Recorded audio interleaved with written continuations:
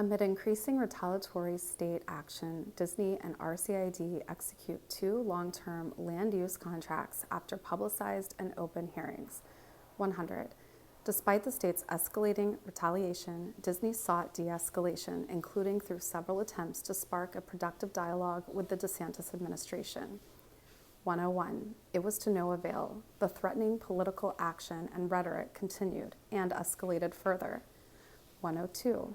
So amid great uncertainty, Disney and RCID sought to secure future development plans that had been mutually arranged. They executed 2 agreements, a Chapter 163 development agreement, see Exhibit A, and a declaration of restrictive covenants, see Exhibit B. Together, the contracts. Number 1, development contracts generally. Private developers face enormous risk. They invest heavily in long-term projects that depend for their viability on stable government oversight and regulation. 104. That is especially the case for Disney, and Disney's goals with the contracts at issue in this case underscore the point. The company seeks to invest up to $17 billion in capital and create roughly 13,000 new jobs in the region over the next decade. 105. Development and investment of this magnitude cannot effectively take place when it can be nullified or undermined at the whim of new political leadership. Thus, because the development project often extends throughout several local and state administrations with potentially differing regulatory objectives, developers commonly rely on contract law to secure their investments over time. 106. Florida understands this well. Decades ago, the legislature specifically authorized local governments to enter into contracts with private developers through the Florida Local Government Development Agreement Act.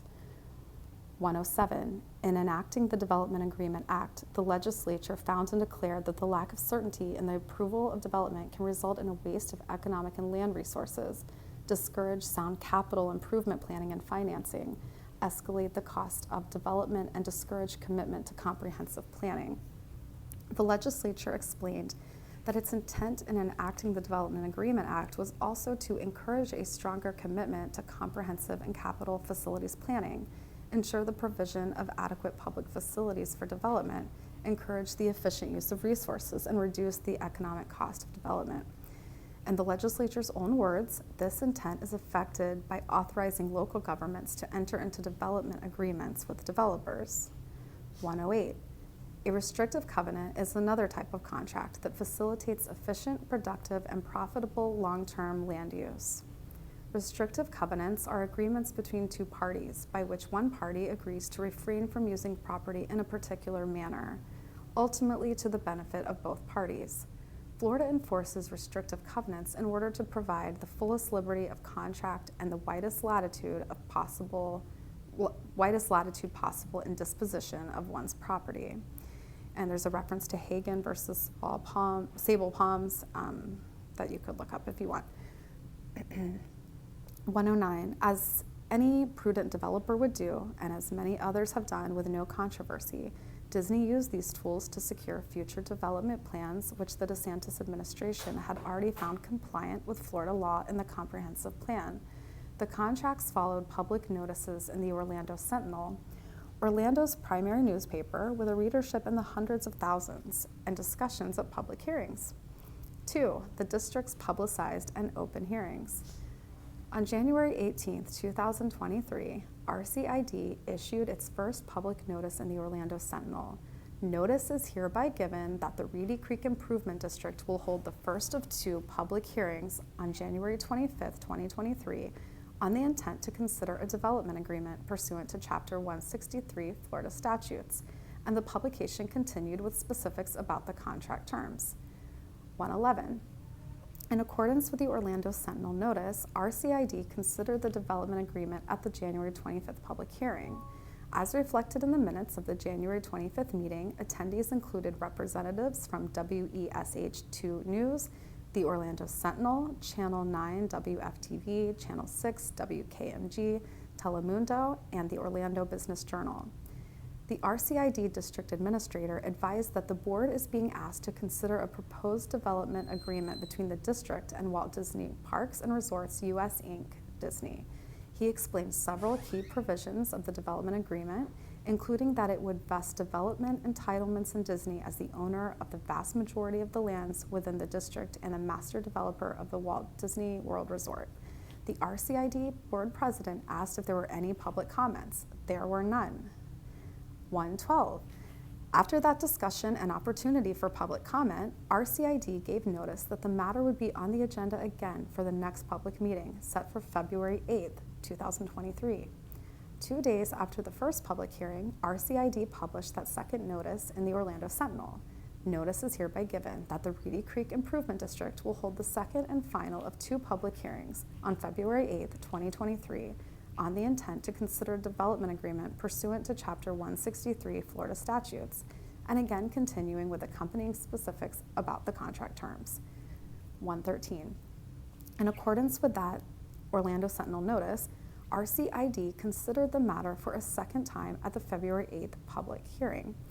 As reflected in the minutes, attendees again included representatives from several news outlets, including WESH2 News, Fox 35, the Orlando Sentinel, Channel 9 WFTV, Bloomberg, and the Orlando Business Journal.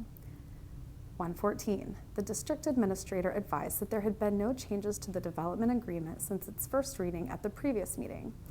He added that this February 8th meeting was the second of 2 public hearings required to approve the development agreement. The RCID board president asked if there were any public comments, and there were none. Upon a motion to approve the development agreement and a second to the motion, the RCID board unanimously approved it. 115. At the January 8th meeting, the district administrator also requested board approval and authorization to sign a declaration of restrictive covenants. He explained that the restrictive covenants are associated with the Chapter 163 Developers Agreement. He then described several provisions of the restrictive covenants. The RCID board president asked if there were any public comments, and again, there were none. Upon a motion to approve the restrictive covenants and a second to the motion, the RCID board unanimously approved them. 116.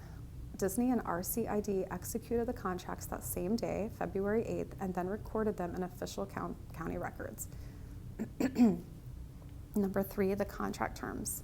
117, the contracts are interrelated and each serves to the benefit of both Disney and the district for long-term development planning.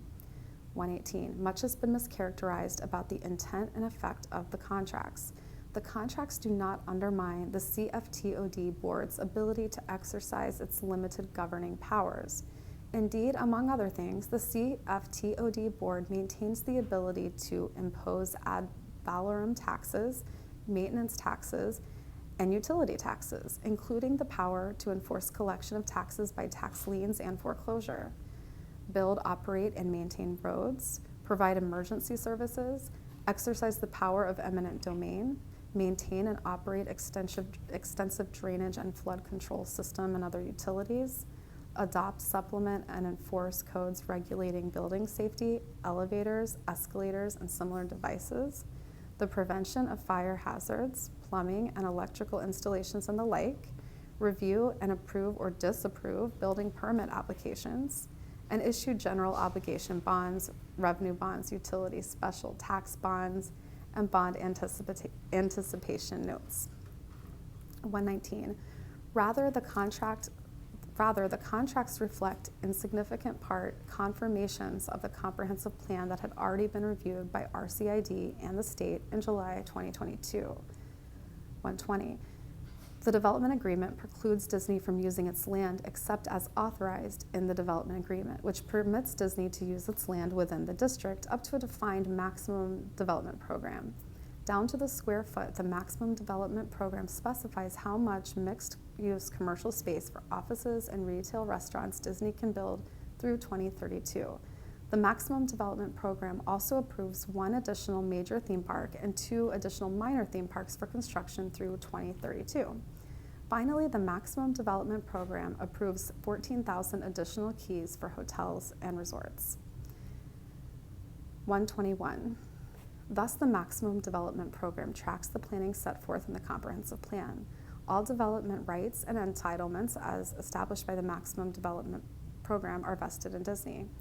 The development agreement further provides that any proposed development utilizing the maximum development program must follow the development review and approval process defined in the district's land development regulations.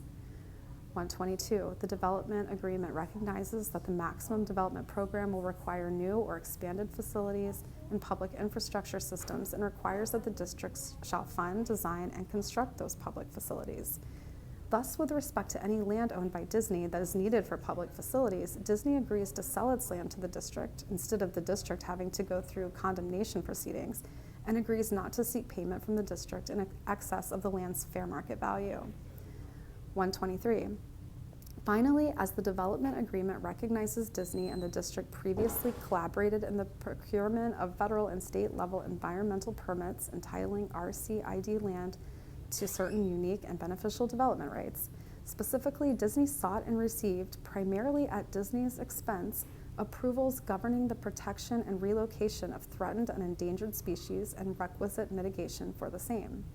Disney similarly pursued and received approval of a comprehensive and forward-looking federal dredge and fill entitlement frameworks, creating a site-specific wetland credit mitigation bank via the acquisition, restoration, and perpetual management of what is now known as Disney's Wilderness Preserve and Mar-a-Lago, again at Disney's expense. Given all that, the development agreement confirms certain mitigation credits are vested in Disney and that Disney is solely entitled to use them. 124. For long-term stability, the development agreement has a duration of 30 years from its effective date and may be extended. 125. The restrictive covenants provide that the standards under which the Disney's properties exist as of the restrictive covenants effective date shall be maintained. Under the restrictive covenants, the exterior design, appearance, and exterior aesthetic qualities of any improvements to any portion of the district's properties are subject to Disney's prior review and comment, which Disney cannot unreasonably withhold, condition, or delay. 126. In relation to the district's properties, the restrictive covenants provide that the district shall not use names or symbols associated with Disney without Disney's express prior written approval, use fanciful characters, such as Mickey Mouse or other intellectual property and designs, symbols, or other representations created by Disney, sell or distribute merchandise, souvenirs, or other items referring to Disney properties, or other Disney properties or Disney logos or trademarks, or use, reproduce, sell, distribute, or display any work copyrighted by Disney.